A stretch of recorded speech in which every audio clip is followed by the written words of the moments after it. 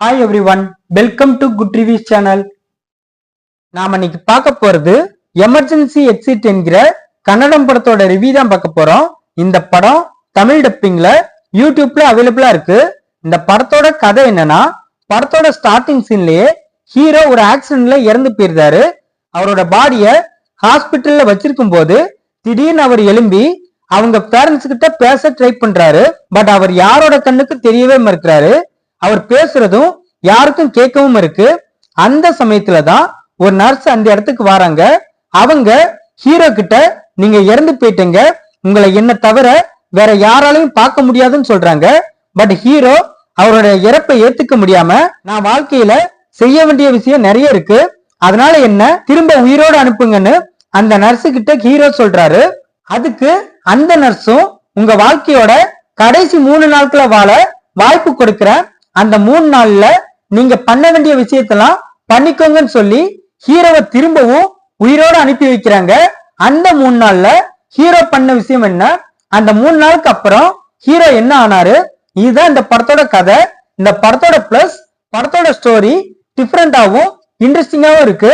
Hero அவரு கொடுத்த ரோலை அட்டகாசமா பண்ணிருக்காரு. படத்துல நடிச்ச அந்த நர்ஸும் சம சூப்பரா பெர்ஃபார்மன்ஸ் பண்ணிருக்காங்க.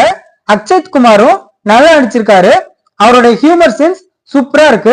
இதை தவிர படத்துல நடிச்ச எல்லாருமே அவங்களோட கதாபாத்திரத்தை பெர்ஃபெக்டா பண்ணிருக்காங்க.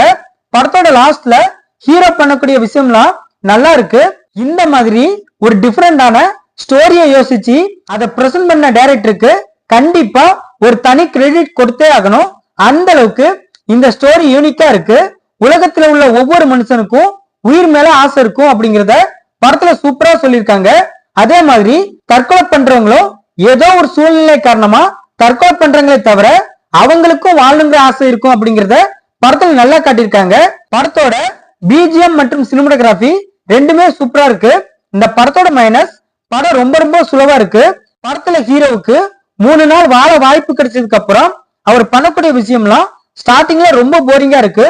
சொல்ல போனா அந்த சீன்லாம் பார்க்கும்போது இதுக்கு அவர் செத்தே போயிருக்கலாம் தான் தோணுச்சு.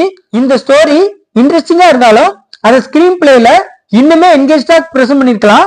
படத்துல உள்ள சில சீன்லாம் ரிபீட் மோட்ல பாக்குற மாதிரி ஃபீல் ஆகுது. ஹீரோவுக்கு மறுபடியும் வாழ வாய்ப்பு கிடைக்கும் போது வாழ்க்கையில என்ன பண்ணலாம்னு யோசிக்காம சாவுல இருந்து எப்படி தப்பிக்கலாம்னு யோசிச்சு ஒரு சில விஷயம் பண்ணுவாரு. அதெல்லாம் லேகிங்கா இருக்கு. படத்தோட டியூரேஷனை இன்னுமே கிரிப்பா கட் பண்ணிருக்கலாம். இந்த படத்தை ஹேமந்த் குமார் டைரக்ட் பண்ணிருக்காரு. இந்த படத்துல சுனில் ராவ், ராஜ்பி செட்டி, சுதாரணி, அக்ஷய் குமார் இன்னும் பலர் இந்த படத்துல நடிச்சிருக்காங்க.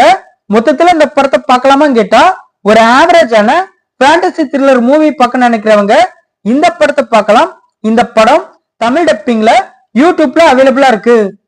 இந்த வீடியோ பிடிச்சிருந்தா லைக் பண்ணுங்க, ஷேர் பண்ணுங்க, சப்ஸ்கிரைப் பண்ணி சப்போர்ட் பண்ணுங்க. Thanks for all.